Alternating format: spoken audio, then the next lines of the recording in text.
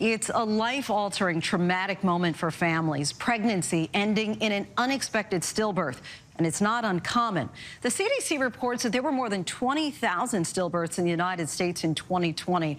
For women who experience such a loss, there is a long path to physical and emotional recovery ahead. But for many, there's no paid time off for stillbirths or miscarriages, forcing them back into work within weeks, even days. ABC's Elizabeth Schulze met with a group of women lobbying lawmakers to change that with new legislation. She has tonight's Prime Focus.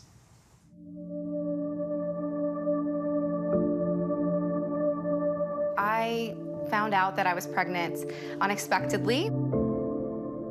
Other than the normal morning sickness and, back pain, it was a very healthy pregnancy the entire time. It was a welcome surprise for Cassidy Perrone and her husband Mike 2 years ago when they learned they were pregnant with their first child.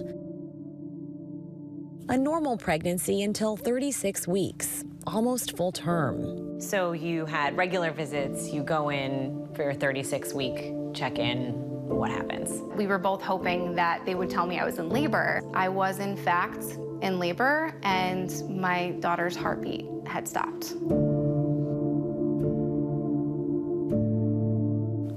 What went through your head when you heard that? I said to the doctor, this can't be right. Don't tell me that I went through 9 months of pregnancy only to find out that I'm never going to actually have the chance to be this baby's mom. And that's actually what happened. And they said, you have to go to the hospital and immediately deliver. I think that looking back on my life, I will say that was probably the most difficult thing I'm ever going to have to do. After 17 hours of labor, she delivered Olivia, a stillborn baby girl.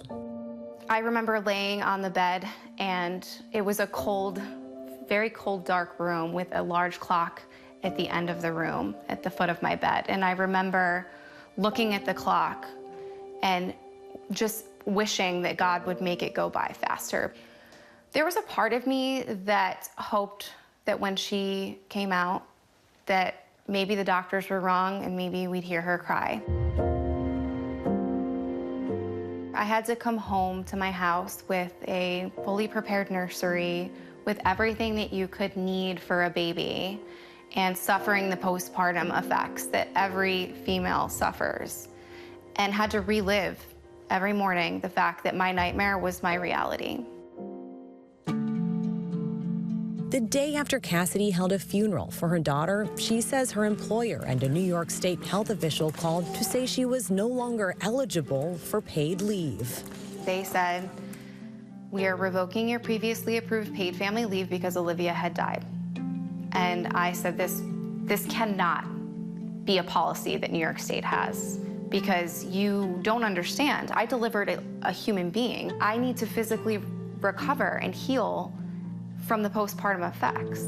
And they said, don't worry, we'll give you temporary disability, you'll be just fine, at $170 a week, instead of the nearly $1,100 that I was supposed to receive.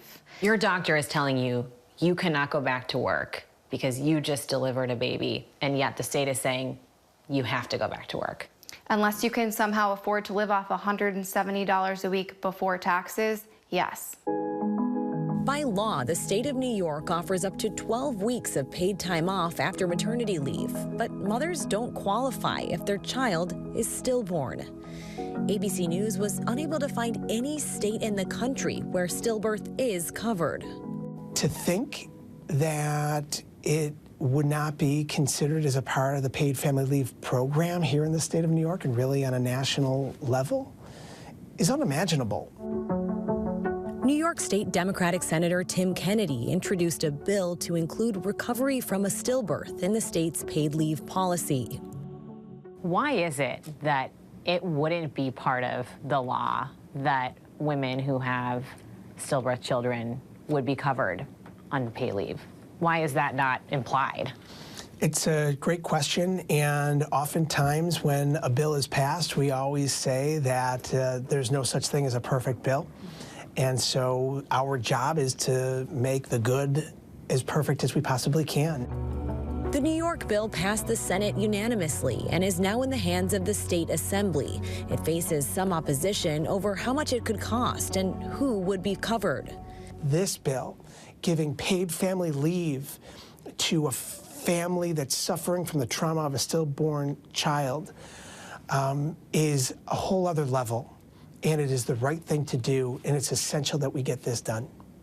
As it stands, paid leave policies are largely determined on a company-by-company basis, and most don't explicitly include time off after a stillbirth.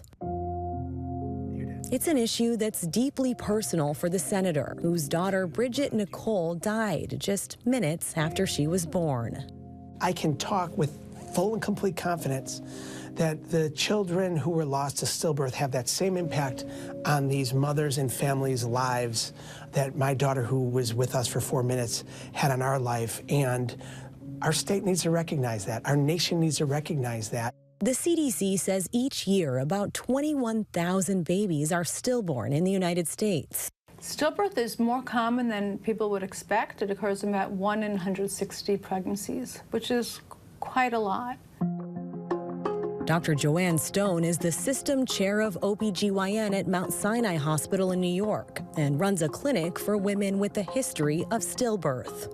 She says common causes of stillbirth are placental abruptions, umbilical cord abnormalities, genetic causes, or infections, which often don't appear until late in pregnancy. So the recovery period after a stillbirth, especially a full-term stillbirth, can take quite some time. They have the same kind of recovery issues that patients who've had a live birth have. On top of the physical recovery, they also have to recover mentally.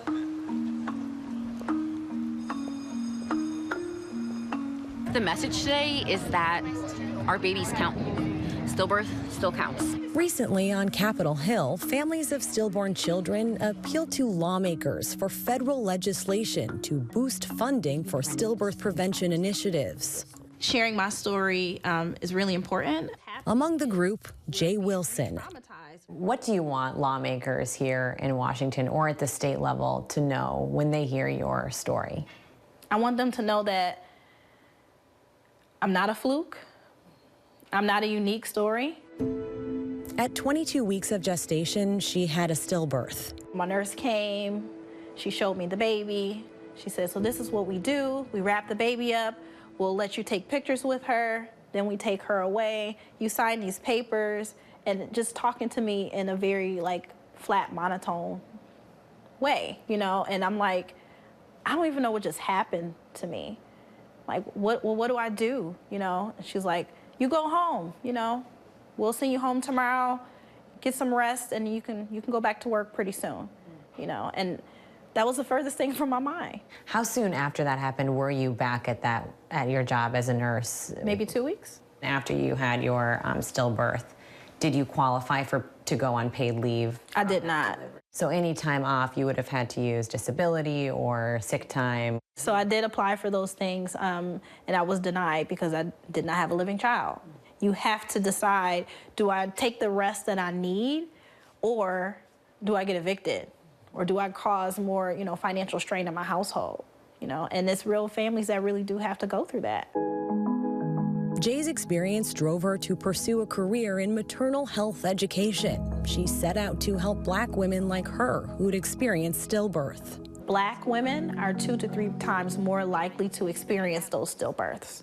So understanding how that is really impacting women who look like me and who are still seeking care in the same spaces that you are, we have to really pay attention to that. I am the mother of Olivia Grace Perone, born still on March 17, 2022. I will not stop until New York does the right thing. Cassidy Perone is fiercely lobbying state legislators and New York's governor to pass paid leave protections for stillbirth. Women and birthing persons deserve better. We give life, and we should not be punished when we don't have the opportunity to care for our child because they have died. This year, she gave birth to baby Colton. She says her stillborn baby Olivia remains part of their family. She was like every other baby. She was a real human, and we can't let her memory fade. So traumatizing for so many. Our thanks to Elizabeth Schulze for that. Hi everyone, George Stephanopoulos here. Thanks for checking out the ABC News YouTube channel. If you'd like to get more videos, show highlights, and watch live event coverage, click on the right over here to subscribe to our channel, and don't forget to download the ABC News app for breaking news alerts. Thanks for watching.